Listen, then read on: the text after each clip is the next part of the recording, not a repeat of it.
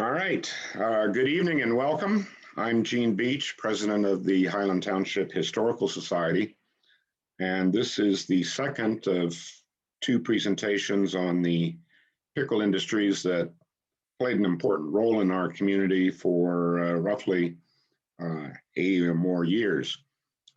Before we begin, however, I'd like to once again thank both the Highland Township Library and the Highland Activity Center for co-sponsoring these talks. I'm old enough to remember when the library was a little room at one end of the Township Hall there on John Street.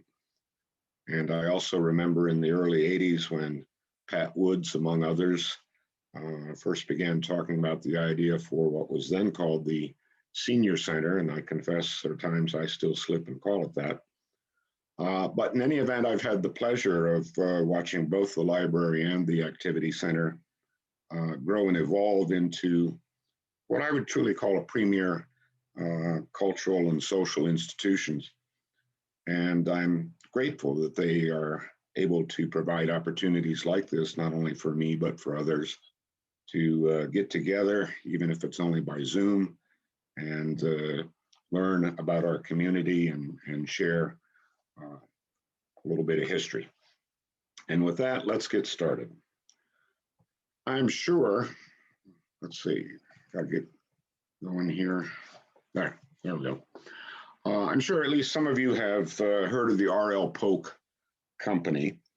You'll often see commercials on TV for different cars and trucks where the announcer will make the statement that this particular brand of car or truck is #1 in customer satisfaction based on an R.L. Polk survey.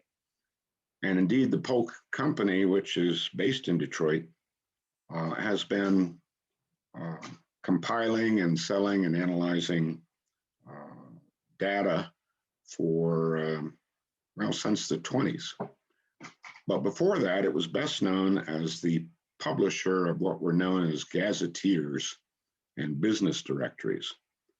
And these were huge volumes, bigger than a phone book, literally thousands of pages, that contained descriptions of every city, town, village, and post office in the state with a cross-reference arranged by business type, showing where every sort of business was located. And here, as we can see, is the cover page for the Polk Gazetteer and Business Directory for Michigan for 1897.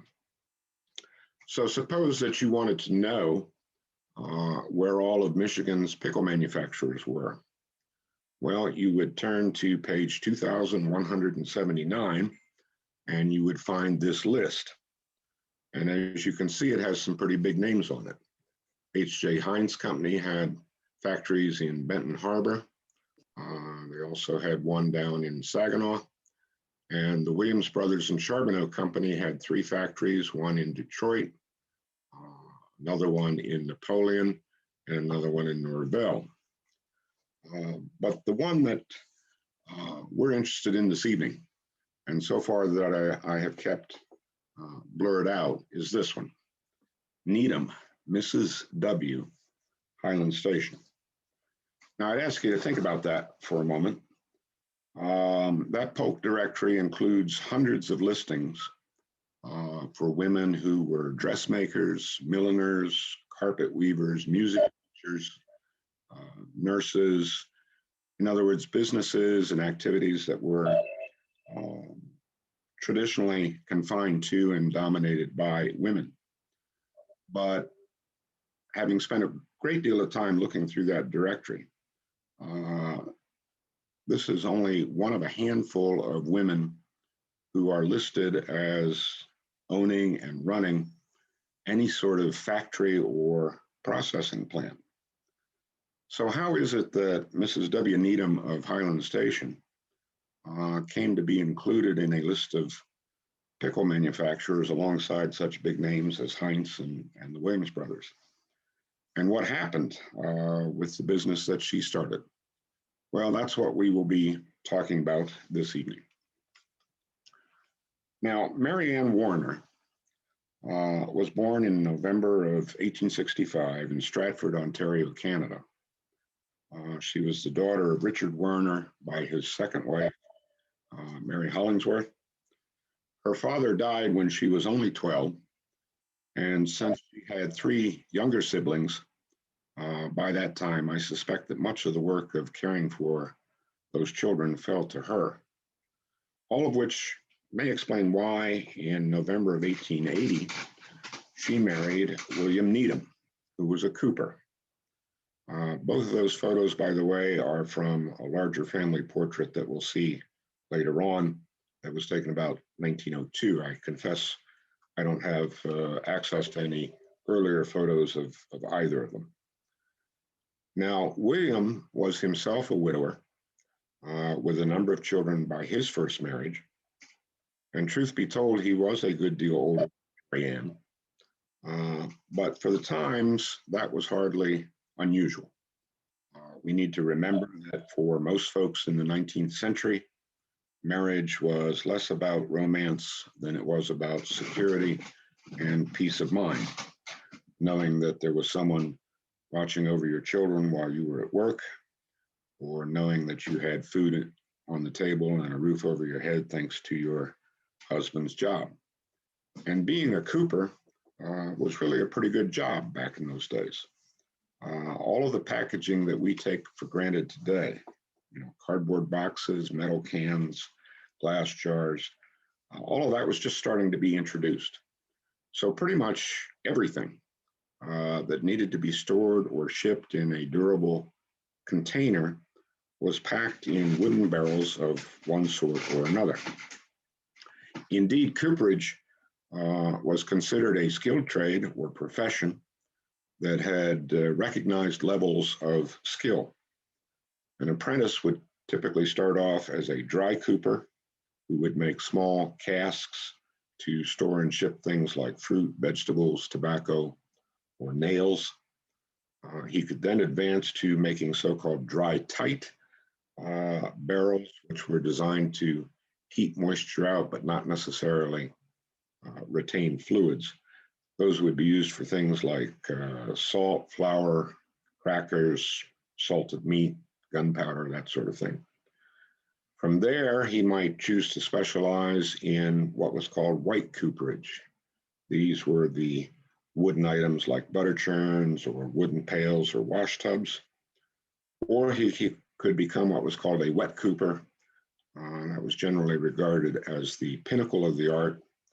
And they're the ones that made the heavy watertight barrels and casks that were used for things like beer, wine, whiskey, and other sorts of liquids.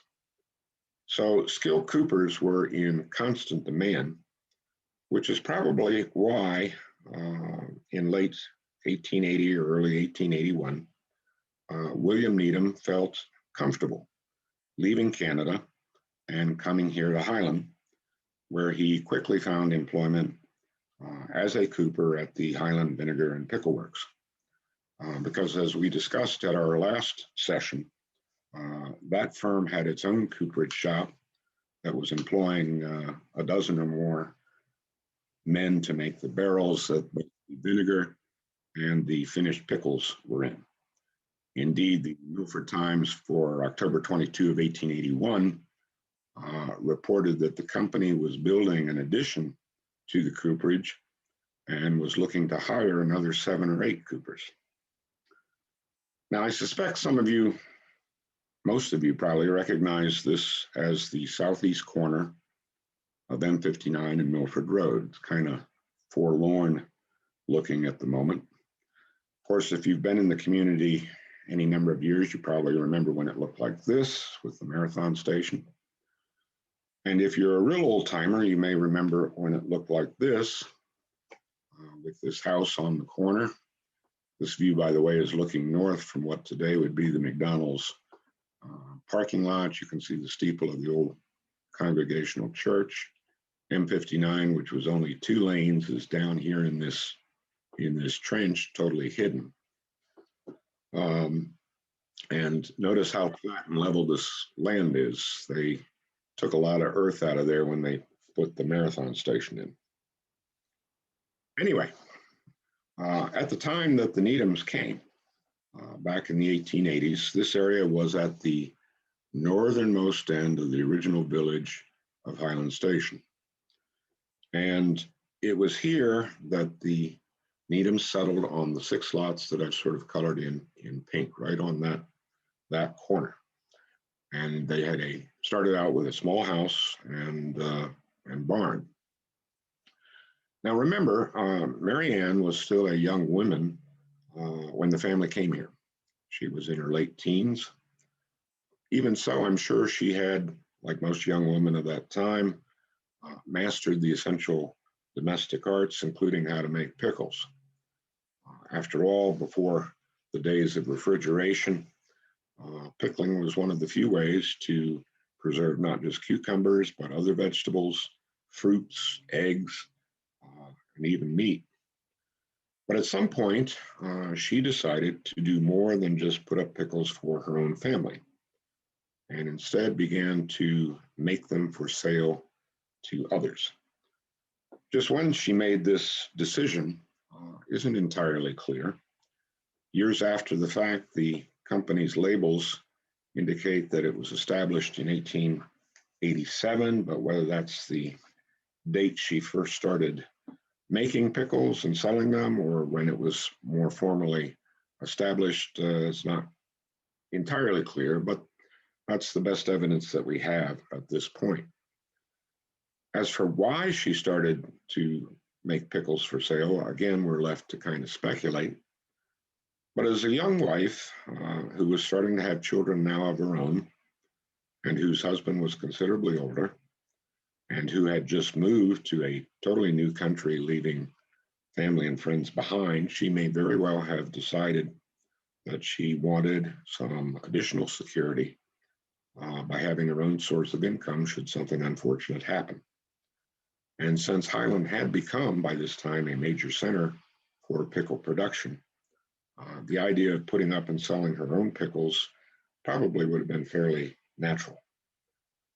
Now, in that regard, it's important to note that Marianne Needham doesn't appear to have been in direct competition with the old Highland Pickle Works. That firm was turning out 30 or 40 gallon casks or barrels of pickles that it was selling to wholesale grocers, big city restaurants and hotels, or the lumber camps and other high volume consumers. But of course, a small restaurant or a boarding house isn't going to be buying 40 gallons of pickles at one time. They're going to be wanting 1, 2, or 5 gallons, and they're also going to want a variety of pickled items, including relishes and sauerkraut. So this was the niche market that Marianne was initially concentrating on, traveling as far away as Ann Arbor to market her products to small restaurants and similar small-scale consumers. And they must have been really good pickles because this business quickly took off. On July 7 of 1888, the Milford Times noted that William Needham, the boss cooper, had left the employ of the Vinegar and Pickle Company and will henceforth devote his attention to gardening.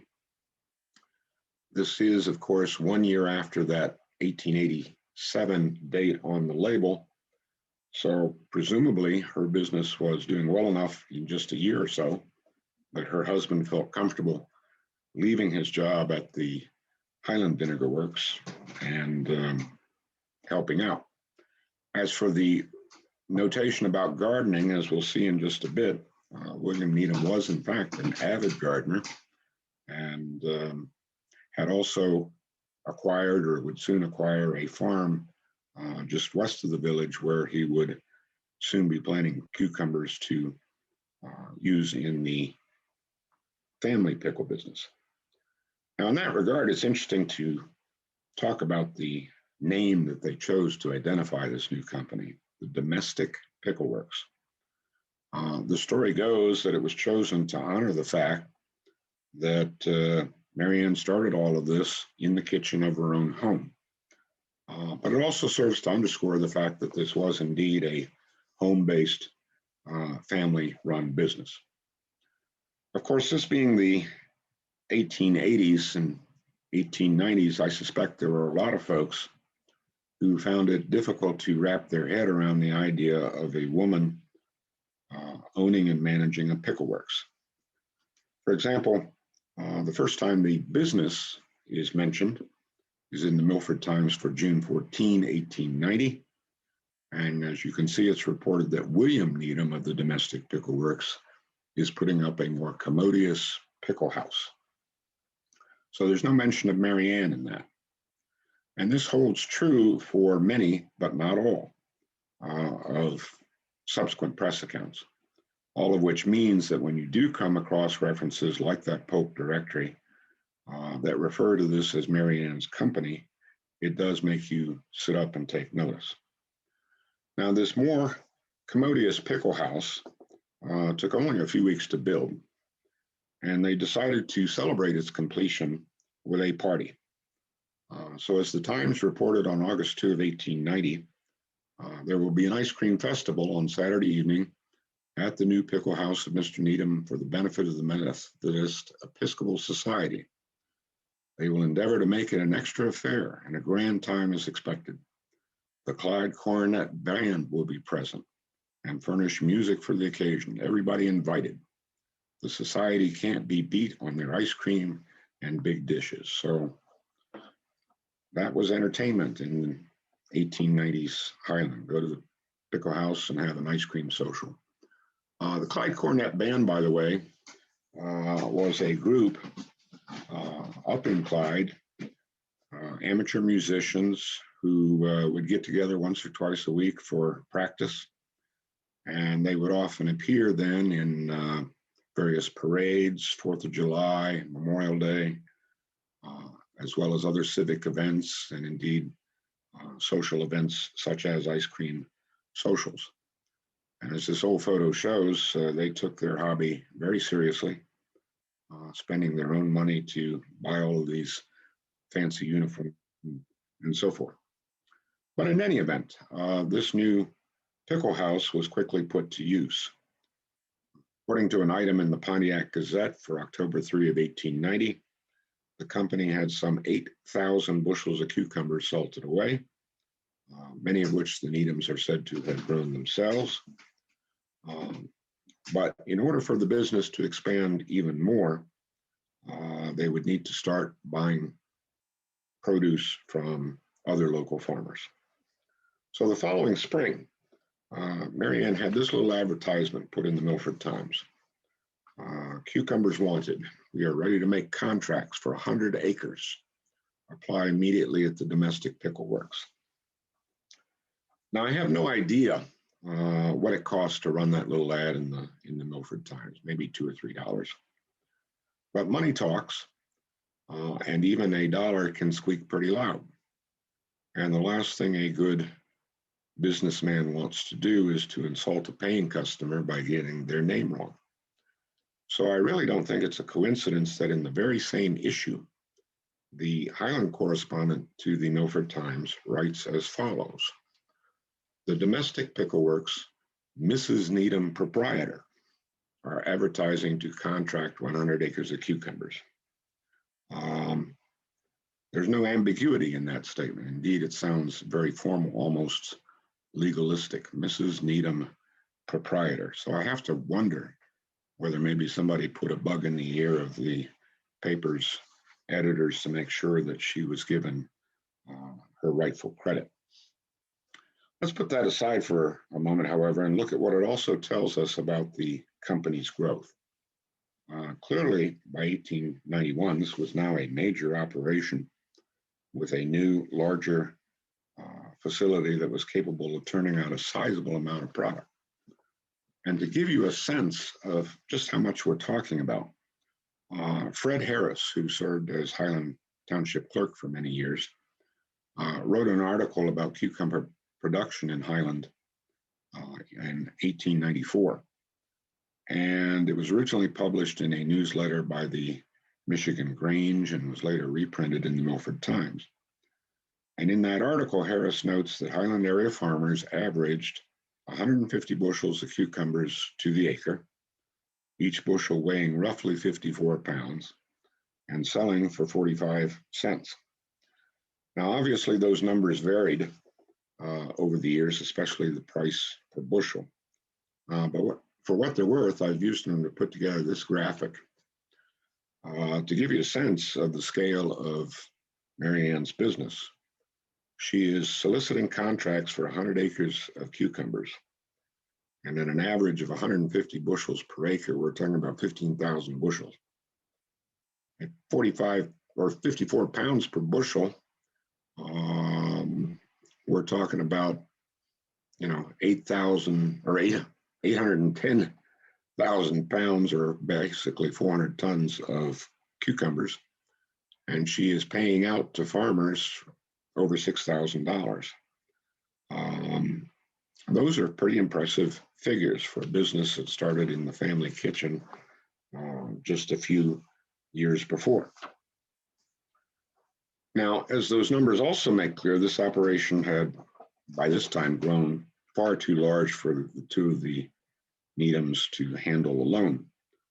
They're going to start needing help to sort the incoming cucumbers, to carry around bags of salt and kegs of vinegar, to tend the vats, pack the barrels and jars, and so forth. So it's no surprise that the Milford Times for August 15 of 1891 says that, quote, a number of our young ladies are camping out in the pickle factory of William Needham. $1 a day makes them feel good. Now think about that for a second. Assuming an 8-hour day, that's 12.5 cents, or as they used to say, 1 bit per hour. It really doesn't sound like a whole lot to us. But if you go and look at catalogs from Sears or Montgomery Ward's during this period, you can see why the young ladies might have been happy earning that kind of money. A day's wages would let you buy a nice shirtwaist, while a week's wages would let you buy a fashionable dress or even a top coat. In short, this was one of the few opportunities that women would have had to make some money outside of the home to spend on things that they might otherwise not have been able to afford. Now, if we fast forward to 1893, we find this business expanding yet again. On January 27 of that year, the Oakland County Post reported that the Needhams planned to double the size of their operation to meet increased demand, and they were looking to buy cucumbers at any price. Now remember, this business is said to have been established in 1887, so just 6 years before, and it had already doubled in size once. So we're talking about a 4-fold increase in size in just 6 years. 1 week later, on February 3 of 1893, the Oakland County Post carried this item. Mr. Needham of the Domestic Pickle Works is prepared to furnish all cucumber contractors with seed. Now that item is fascinating to me for several reasons. Today, of course, it seems obvious that the best way to ensure that your pickles are consistent in terms of their size, shape, flavor, etc., is for all of the farmers that you have under contract to plant the same variety of cucumber. But back in the 1800s, that was a pretty novel idea. Mendel's work on plant genetics had been published in 1865, but it had been pretty much ignored until the late 1890s. Burbank was just getting started with his research in the 1880s. Heinz didn't start its plant research lab until 1916, and it didn't begin releasing its tomato varieties until the 30s. Same with Campbell's Soup. Their first hybrid tomato was released in 1905.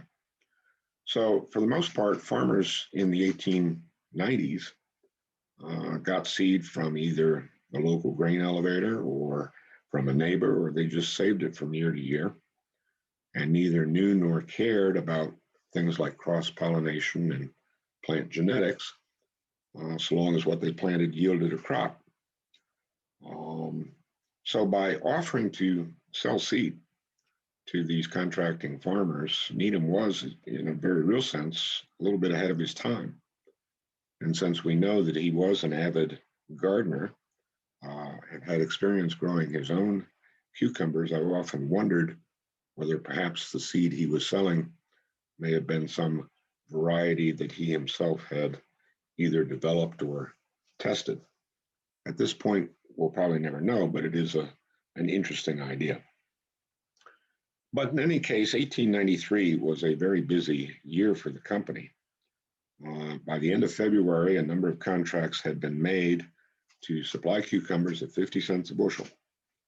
In March, the Oakland County Post reported that the company had taken advantage of the warm weather and had shipped off several railroad cars full of pickles that they'd put up the previous fall.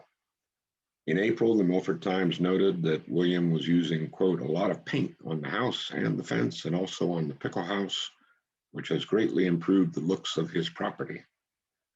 In August, he made a trip to Saginaw and Bay City to purchase supplies, which may have been either salt or perhaps pre-cut wood staves that he could then assemble into small barrels to hold the product.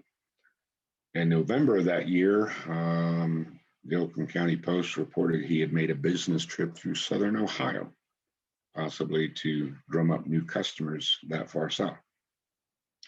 But you know how it is. Just when you think things are humming along nicely, disaster always seems to strike. And for the Needhams, that disaster came in the form of a fire in early July of 1894 that destroyed the main building of the factory. Needless to say, this generated quite a bit of press, not just locally, but really across the state. In addition to the Milford Times article you see here, I've seen mentions of this fire in the Free Press, the Pontiac Gazette, the Holly Advertiser, the Isabella County Enterprise, and even the Newberry News way up in the UP. Unfortunately, these various newspapers seem to differ as to whether the fire was on Tuesday, July 10 or Wednesday, July 11. But since I assume the Milford Times would know better than anyone, I'm willing to accept its claim that the fire was discovered at 2 a.m. in the morning on Wednesday, July 11. How it started is unclear, although at least one account suggests it was intentionally set by a thief who was trying to cover his tracks. What everybody agrees on, though, and what seems to have made this a very newsworthy story, is that they not only lost the factory, but Mr. Needham lost $517 in cold hard cash that he had buried and hidden in the bottom of a wastebasket. And why would you have that much money on hand hidden in the bottom of a wastebasket? Well, like a lot of folks here in Milford and Highland, he had lost everything when the Milford State Bank had collapsed a few years before.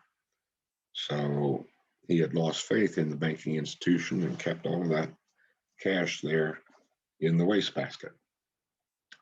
Thankfully, the tanks full of cucumbers that were being brined were not damaged, but the loss of the main building with all of its barrels, labels, and supplies, et cetera, came to $25,000, of which insurance only covered $18,000. So it was a major setback. But the Times for October 20th reported that the factory was being rebuilt, presumably in time to process and pack the pickles in the tanks that had escaped damage. So by the following year, 1895, things were pretty much back to normal. In its June 1st edition, the Milford Times reported that William was off on a business trip to Detroit and Toledo, presumably to drum up sales. And the Times for August 10, 1895, published this ad. by which they were requesting another 5,000 bushels of large cucumbers. Now, since this was near the end of the season, I suspect that after processing all the cucumbers they had under contract, they may have had some extra capacity and decided to utilize it. But there are two things interesting about this ad. First, it claims that the company was the largest pickle packers in Michigan. I'm not sure just how they justified that, since obviously the Oakland Vinegar and Pickle Factory was just down the road and was clearly a larger operation, as we saw last month, not to mention Heinz and the Williams brothers, who had multiple plants throughout the state. The only thing I can conclude is that there was a distinction between a packer who is putting up the pickles for direct retail sale and a producer who is maybe putting them up in bulk for the wholesale market. But in any event, it's an interesting claim. The other thing that is interesting is the way this ad is signed. William Needham, our agent. So again, kind of an indirect way of saying that this was still Marianne's company. She was probably savvy enough to realize that crusty old farmers might not want to deal with a woman, so she made William the public face of the business. Now, in June of 1896, there was another big fire, only this time, as we discussed last month, it was the old Highland Pickle Works, or as it was then known, the Oakland Vinegar and Pickle Company, that burned to the ground. And while that was a disaster for Highland as a whole, it did prove an opportunity for the Needhams. For one thing, the fire didn't damage all the pickles that were sitting in the Highland Pickle Works vats. So the Needhams were able to buy those at a considerable discount, reportedly just $500, and process them along with all of their own stock that they had. Perhaps more importantly, however, the Wellstone Mercantile Company, which owned this burned out factory, quickly announced that it had no intention to rebuild. And that meant that there was now a sizable piece of vacant land right next to the railroad with its own siding that would be up for sale. So on September 26, 1896, the Milford Times reported, among other things, as we see at the bottom, that Mr. Needham has some intention of building a plant this fall on the site of the burned out Oakland Works. And as we will see in just a moment, that's exactly what they did.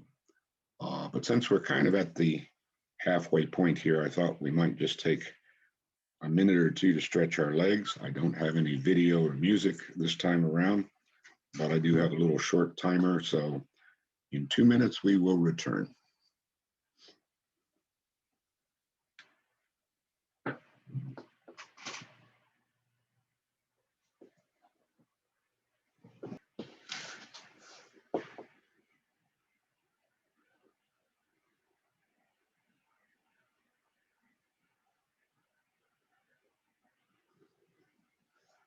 All right, we are back.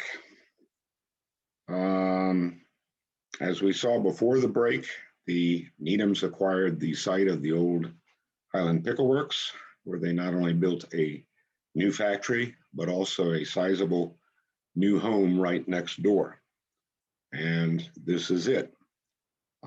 This photo, by the way, appears to have been taken around 1905.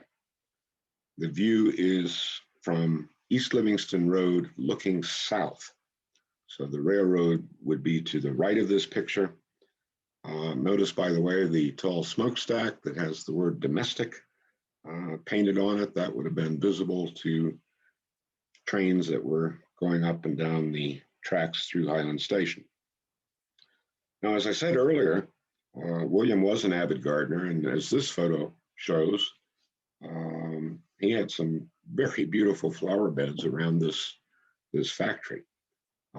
This is a view taken looking east Toward the house, the building to the right is the factory itself.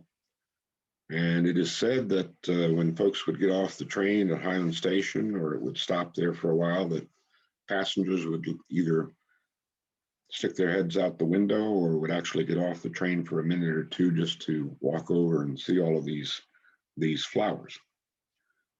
Now, this new factory was a sizable operation, not quite as big as the old Highland Pickle Works, but certainly nothing to sneeze at. Some of these buildings, along with the house, were built from scratch. But as we know from a Milford Times item in December 12, 1899, they also moved a number of buildings from the original site, including the first home, and repurposed them on this site as outbuildings and storage sheds. Now, this new factory was built just around the same time as that 1897 Polk directory that we saw earlier that listed Marianne as proprietor of the business. But as it turns out, this was also around the time that it seems she began to step back from the business and let William take the lead. I don't have any letters or diaries or other documentation to explain why that happened, so we're kind of left to speculate. But we do know several things. For example, she was now the mother of 5 young children of her own, ranging in age from 7 to 15. It was also in 1897 that her stepdaughter, Martha, one of William's children by his first marriage, sadly passed away from consumption. And then the following year, 1898, saw the death of her own firstborn child, George, who was just 16 at the time. I also suspect that she realized this new, larger factory would clearly require a lot more effort to manage.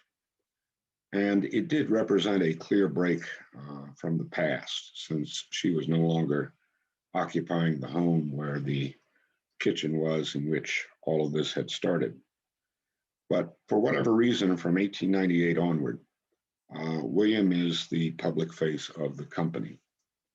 On January 1, for example, of 1898, the Milford Times ran this ad soliciting contracts for 200 acres of cucumbers. And as you can see at the bottom, it is signed William Needham, proprietor. That's not to say that Marianne didn't continue to be involved. On the contrary, in November of that year, the Times reported she had come home from a, quote, extended canvassing trip, close quote. And there is also mention of her going on business trips in April of 1900. So she was still out there promoting the product. And indeed, the 1910 census identifies her as the company bookkeeper. But after 1897, you no longer find any newspapers or business directories or other public records that identify her as the owner. Now, I mentioned children, so let me just talk about them at this point because several of them will play a role in our narrative. By his first marriage, William had 5 children.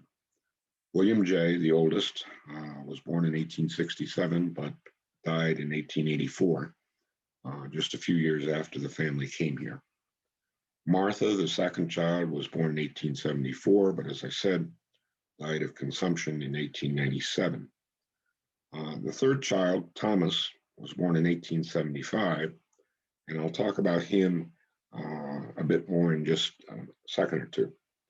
The fourth child, Minnie, a daughter, was born in 1877 and married Herbert Travis. And the fifth child by the first marriage, Mary, was born sometime around 1879 and married twice, first to a Mr. Daniels in Boston, and secondly, a Mr. Harrison in Connecticut. Now, I mentioned son Thomas, and let me say just a bit more about him, because if things had worked out differently, he might have eventually taken over the company. He was 10 or so when his stepmother, Marianne, started making pickles, so he literally grew up in the business. And after this new plant opened, he worked with his father for several years. This photo of him, by the way, was taken in the late 1890s, maybe 1900. Tom was a classmate and a close friend of my grandfather, so they appear to have exchanged photos, and this is one that was actually in my family's collection. In 1901, however, Thomas married Ada Taylor, and around the same time left the family business. The reason is unclear, but in all events, he was soon working for the W.W. Vaughan Company. Vaughan was a fairly sizable operation that had been founded a few years before. They not only made pickles, but also ketchup, mustard, relishes, etc. And they had plants in Detroit and Bay City. And in the early 1900s, they were looking to expand up into the Thumb region. So starting in late 1903, 1903, 1904, Tom was involved in setting up pickling facilities in the Sebewaing, Unionville area up in the Thumb. And this is one of several mentions of him in the Sebewaing Blade newspaper. In 1905, however, he had a serious accident that necessitated quitting work for quite a while. Then around 1914, Vaughan decided to expand even further and open up facilities in Empire, Michigan, up near Sleeping Bear Dunes. And Tom was placed in charge of that operation. Here's another photo of Tom that was taken here in Highland when he returned home on a visit, another one that he passed along to my grandfather. It has a date on the back of March 15, 1915. But sadly, Tom passed away just 4 months later on July 25, 1915, at the age of just 39 years. By the way, this particular photo is interesting for reasons having absolutely nothing to do with either the Needhams or the pickle business, but I want to mention it because it's kind of provides an interesting insight into everyday life in Highland. Why don't you take a good look at this item here next to Tom's left arm. It looks to be some sort of white container on legs sitting outside of the store entrance. And I'm going to ask you to try to guess what you think that was. And when we start the Q&A session, I'll entertain the guesses and we'll talk about that a bit more. It took me quite a while to figure out what it was. And when I did, I was actually kind of surprised by the answer. Anyway, getting back to the Needham family, let's talk about the children of William's second marriage to Marianne. He and Marianne had a total of 5. The oldest, George, was born in 1882, but as I said, died very young in 1898, so he's not seen in this photo. Maud, here on the left, was the only daughter, and she married William D. Lockwood. Next came William Jr., who was born in 1886 and who everybody called Bill to distinguish him from his father. Next was Charles Edward, or Charlie, who was born in 1891, and I'll be talking about those two brothers a lot more in just a bit. And finally, there was Richard, the baby seen here, who was born in 1902. In any event, the early 1900s saw the family settled in this lovely new home, and the business was, like the gardens, flourishing. But unfortunately, this new home and factory were on the east side of the tracks, which meant that they were downwind from all of these passing steam locomotives, which would not only belch smoke, but occasionally a hot cinder. So it's not surprising that on the morning of January 10, 1906, a fire was discovered in a portion of the pickle factory that was closest to the tracks. It soon engulfed the entire factory, and quickly spread to the home, which caught fire in several places. The family had time to carry out as much of their furnishings and household goods as they could while a crew was working on battling the blaze in the house. By that afternoon, the main factory building was completely destroyed, but it appeared that the house was saved. According to this Milford Times article, a watch was set throughout the afternoon and night to see that any undiscovered sparks did not start the conflagration again. And since there didn't seem to be any, they moved all of the furniture and household goods back inside. The next morning, however, about 20 minutes after another train went through town, the house was again discovered to be on fire, and this time they were unable to save it, although they once more had enough time at least to take most furniture out. So this beautiful new home and the main factory building were a total loss. Thankfully, there was adequate insurance. And what's more, the fire didn't damage the cooperage shops or the salting sheds and the brining tanks, which meant that there was still inventory that they could be processing. So just as they had following that fire back in 1894, the family decided to rebuild. Indeed, the Times for March 3 noted that, quote, William Needham has a good start on rebuilding his pickle factory and will soon have the plant in fine shape again, close quote. 1 month later, the Times for April 14th noted that the work was almost done and the company was ready to contract with local farmers for cucumbers.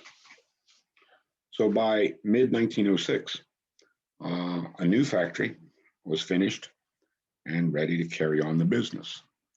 The house, however, took a bit longer to replace. It wasn't until 1908, after the new factory was up and running, that they turned their attention to the house. And the story goes that son Thomas, who was up in the thumb, found a house up there that was very similar to the one that had burned. So they went ahead and purchased it, had it disassembled, had the pieces put on a train and shipped to Highland Station, and then put it back together where the first house had stood. Now, with his factory and house rebuilt, William Sr. Apparently felt free to branch out and begin investing in real estate. In September of 1909, for example, he bought the Joseph Burnett lot, which was on the north side of East Livingston Road. That lot included a small store which housed the Charles Ashley Barber Shop and the offices of Dr. Cooper on the second floor. 1 month later, he bought a lot on St. John Street from William Ingston, and the following year purchased an old office building that had been used by the Lockwood Lumber Company and moved that onto that vacant lot. And he also acquired this store on the north side of East Livingston, where the Stratus building is now, which he leased to James Lane, who ran a store and ice cream parlor there.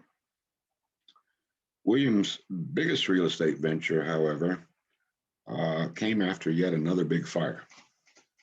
Only this time it wasn't his factory or house that burned, but a good part of Highland's commercial district on the north side of East Livingston.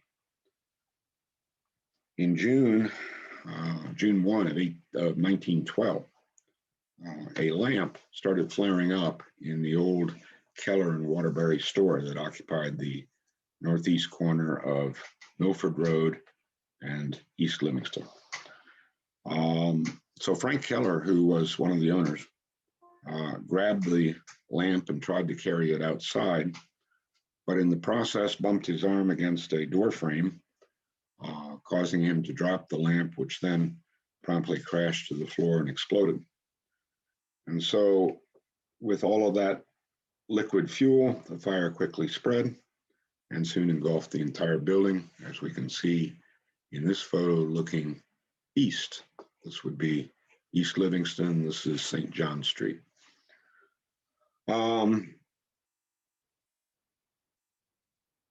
Now, just east of the Keller and Waterbury store was this one. This was a little meat market that was owned by Charlie Adams. And given the intense heat and the prevailing westerly winds, it wasn't too long before the heat and flame from the Keller store set the meat market on fire, as we can see.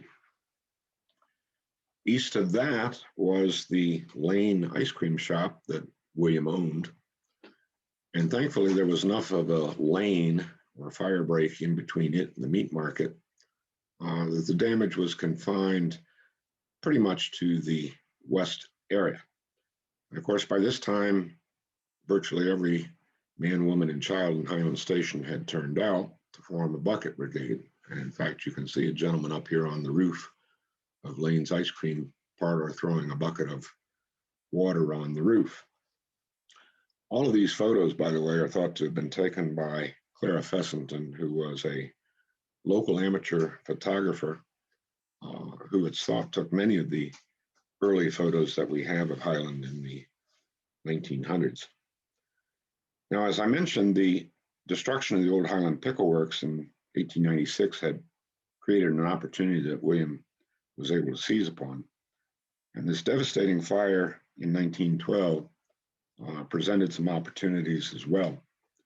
So as we see from this Free Press article, or Milford Times article, dated August 17, 1912, William bought up the lots that were previously the site of the Keller store, the Adams Meat Market, and also the home of Mrs. McBrattley that had also been destroyed in the fire, and is contemplating building a store very soon. Now, at this point, I need to switch gears and begin focusing just a little bit more on William and Mary's son, Charles. And let me preface what I'm about to say by saying that much of what I'll be telling you comes from what family members and others have said over the years. So like most oral history, it does need to be taken with a grain of salt. Charles, as I mentioned, was born in 1891. As a boy, he was a rather tall, lanky fellow whose family nickname was Shag. What's more, he was an avid music lover. He had taken piano lessons from Jenny Crawford down in Milford, and thereafter became a very accomplished piano player. There's an article in the Milford Times for March of 1912, for example, that indicates he was among those who performed at a fundraising banquet for the Congregational Church, during which he provided instrumental music. Anyway, the story is that Charles, who by this time was 20 or 21, took off for Detroit and quickly found work as a piano player at one of the city's music theater or movie theaters, providing the background music for the silent films that were shown back in that day. It's also said that it took the family quite a bit of time before they were able to track him down, and that in order to persuade him to return home, his father promised to put him in charge of this new store that he either had built or was planning to build. And that store was this, the Needham Building. It was completed in 1913 and was probably the most ornate commercial building constructed in Highland up to that time. This photo was taken shortly after it was built, and you can see all of this pressed steel ornamental facades, columns, and dental blocks, and a pediment.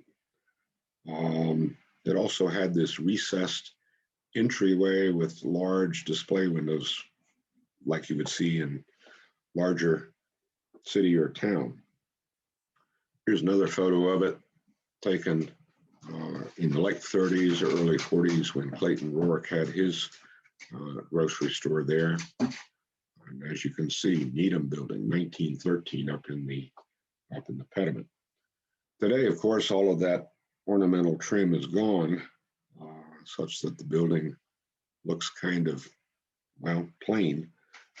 but it's still there on the northeast corner of Milford and East Livingston 108 years later.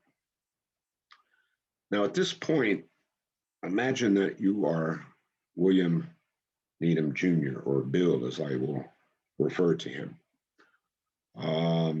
Your half-brother Thomas is older, but he's been gone from Highland now for a decade or more, and he has his own career working for Vaughan. So you're the oldest son still here in Highland. And yet when your father builds this fancy new store, it's your younger brother Charles who is put in charge of it. So what would you do? Well, we know what Bill did. Around 1915, just a year or so after this new store opened, Bill, who is seen here in this portrait, built his own separate and competing pickle works on a piece of land that he owned just east of and adjacent to his father's factory. Now, as we can see, that factory that Bill built was never as big or as fancy as the Domestic Pickle Works. Here's a view of it looking north toward Livingston Road. As you can see, he maybe had, 8, 10, 12 pickling vats, as well as a processing house. Here's another view of it showing the processing house with a loading dock and some barrels of pickles lined up. But what Bill may have lacked in size or capacity, he more than made up for with a flair for self-promotion. Let's face it, domestic brand pickles sounds, well, homely. Bill, on the other hand, obviously had a sense of humor and a good ear for a memorable pun, since he adopted the brand name Needham. And he was clearly a great believer in the power of advertising. Here, for example, is an ad that he placed in a 1922 issue of the Highland Congregationalist, which was a newsletter that the local Congregational church published for a time. Of course, if you weren't the church-going type, Bill knew how to reach you too. This picture shows the inside of Charles Ashley's barber shop here in town in 1927. And if you zoom in on this calendar, you see that it features two rather lovely ladies, one of them strumming a ukulele, who are obviously singing the praises of Needham brand pickles, olives, and relishes put up by William Needham Jr. of Highland, Michigan. And if you were planning to come to the Oakland County Fair in Milford back in 1929, Bill put this ad in the Free Press welcoming you to the fair. Milford, home of the famous Needham brand pickles, sold in barrels, kegs, and jars. And finally, in the program for the 1919 fair, he ran this ad: market your cucumbers with William Needham Jr. Highest prices paid and a square deal for all, so that if you were thinking of selling your pickles next door, he's the one that had the best prices and gave you a fair deal.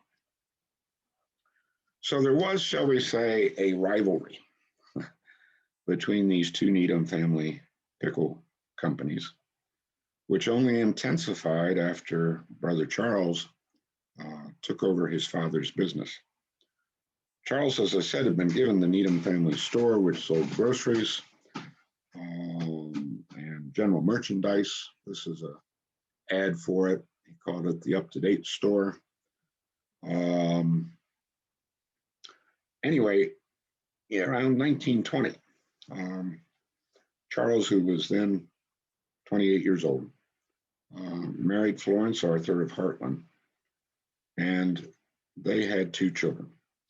One was a son, Arthur, better known as Art, who was born in 1921, and a daughter, Marianne, who was born in 1923.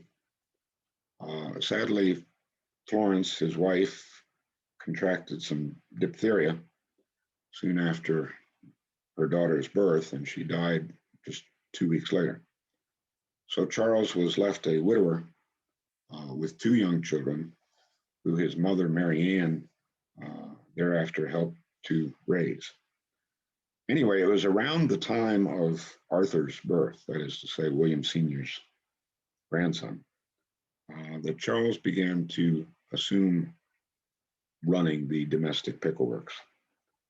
There's a land contract dated May of 1921 by which William conveyed to Charles much of the property, although it doesn't necessarily state whether the business itself was included. But suffice it to say that sometime in the early 20s, Charles had handed the store over to his younger brother, Richard, and thereafter was in charge of the Domestic Pickle Works.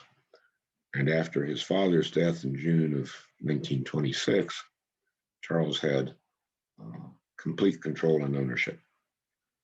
With it, however, came some challenges. One of them is that the pickle business in the 20s, 30s, and 40s was a lot different than it had been when Marianne first started the company back in the 1880s. The very thing that had made Highland's pickle industry possible, which is to say the railroad, was by this time starting to play a negative role, because it enabled these larger producers like Heinz to quickly and cheaply ship their product all over the country, often in their own specialized company-owned rail cars, and thus start squeezing out the smaller local producers. Another challenge was simply finding enough cucumbers to process. As early as 1902, the Milford Times reprinted this item from the Pontiac Gazette, which talked about the fact that a lot of farmers in Highland had given up planting cucumbers because they couldn't find anyone to pick them, even though good pay is offered and the prices to growers have advanced. And as the years went on, that problem of finding cucumbers grew increasingly worse. And I suspect it was that and the competition from the big names that caused Bill to close up his Needham factory sometime around 1940. Charles, of course, had a larger operation, so he was better able to deal with these changes, at least for a time. He appears to have had a very loyal customer base who continued to buy whatever he produced, and he seems to have resisted the temptation of trying to expand to compete with the big players. He did spruce up the company's image by adopting a new brand name, Mary Art, which is obviously a tribute to his two children, Mary and Arthur. And as you can see, the company's labels sported a much more modern, almost Art Deco look. This one is kind of interesting because this is actually embossed with a silver paint or glitter applied to it. But in terms of the factory size, capacity, number of employees, etc., there really weren't a whole lot of changes. As far as the shortage of locally grown cucumbers, Charles' solution was to bring them in from elsewhere. So starting in the 1930s, you begin seeing ads in various Livingston County papers asking farmers out there to raise and deliver cucumbers. And in May of 1935, Lansing State Journal reported that they were planning to build a receiving station in Fowlerville where the farmers could drop off their cucumbers and get paid, at which point the Domestic Pickle Works would send out a truck. This is a 30 or 31 Model A that's been converted to a semi-tractor and trailer. And they would bring these cucumbers all the way from Fowlerville back here to Highland for processing. But otherwise, Charles seems to have been content to let things run along pretty much as they always had. In June of 1936, he married a second time to Caroline Lockwood, who was a local girl from an old Highland family. She was a teacher here in Highland, taught in Highland Station's two-room schoolhouse. My dad was one of her students, and she continued to teach even after Highland became part of Huron Valley Schools. She and Charlie had one son together, Charles Edward Jr., better known as Chuck, who I suspect many of you may remember in connection with the Ridgemere Berry Farm, which he and his wife Diane ran for quite a while up on Clyde Road. By the early 1960s, however, the handwriting was on the wall, so to speak. Charles was in his 70s. The children had married and were pursuing their own careers, and of course, the big companies like Heinz and now Vlasic were capturing more and more of the market from smaller local producers, not to mention the increase in governmental regulations, both from health and safety standpoint, as well as the labor standpoint. So sometime around 1964, the factory was closed, bringing an end to Highland's 80-year history of pickle production. With that, let me just say a few more words about Marianne Needham, the lady that started it all. She had, as I mentioned, helped Charles raise his two oldest children after their mother's death in 1923. 3 years later, as I said, her husband William passed away. The 1930 census shows her still here in Highland, living with Charles and his children. But at some point, she moved or retired to a farm that was just over the border in Heartland. And it was there that Mrs. W. Needham, who had earned a listing in that Polk directory some 39 years earlier, passed away on December 14th of 1936. Now, that concludes our formal presentation, but I would be curious to know whether anyone is able to guess what that object was that was in that photo of Tom Needham. And here's another closer look of it. And Kathy, if we can open it up, I'd sure love to know what people think that is.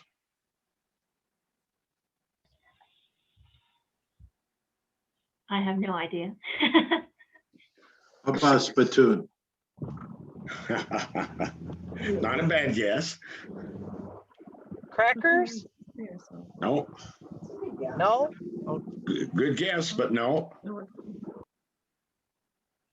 It's something you eat. Anyone else? It says something septic case. Uh-huh. Well, close. Close. Antiseptic case. I was shocked, and yet realizing what it was, when I finally realized what it was, made a whole lot of other things that I've heard about Highland make sense.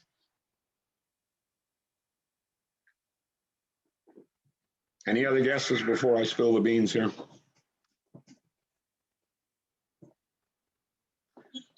All right.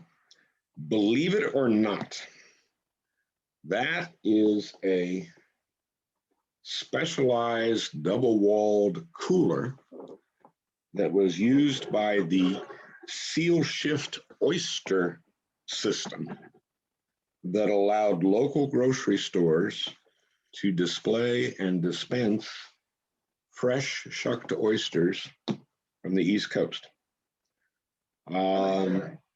Seal Shift was a company that started up around 1910, and they tried to corner the market in fresh oysters. And they bought up oyster beds from New England all the way down to Chesapeake Bay. They would shuck them and they would put them in specialized metal cans with a hermetically sealed lid, put the can in a wooden box, pack it with ice, and then put these things on rail cars and ship them all the way to the Mississippi and beyond, obviously including here to Highland. So that if you wanted fresh oysters, you would go down to the store. That was in front of the Needham Building, by the way. And Charles or whoever was in charge of the store would come out, take that porcelain dipper, remove the glass cover there, and dip out a pint or a quart or how much oysters you wanted. Now, what's fascinating about it is this, today we think of oysters as almost a high class sort of thing. I mean, they're expensive. We think of them as having to be flown in from places. And yet, in the early 1900s, oysters were, for lack of a better word, poor man's food. Today, the per capita consumption of oysters is roughly 3 per person per year. Obviously, some people don't eat any, and others eat more. But in the early 1900s, the per capita consumption of oysters was closer to 600 per year. They were cheap, they were plentiful, and suddenly seeing this and realizing what it was, I've read all of these old papers that talk about this church or that social club was going to have an oyster supper. I'm thinking, man, that's pricey. How do you get fresh oysters here to Highland in the 1900s and have an oyster supper? No, that'd be like having a spaghetti dinner for us today. It was just a total inversion. And of course, today they're expensive because, number one, we overfished them in the 40s and 50s, and so there are not as many oyster beds around and pollution and so forth. But that's what that is. And I think it's kind of interesting that, thanks to the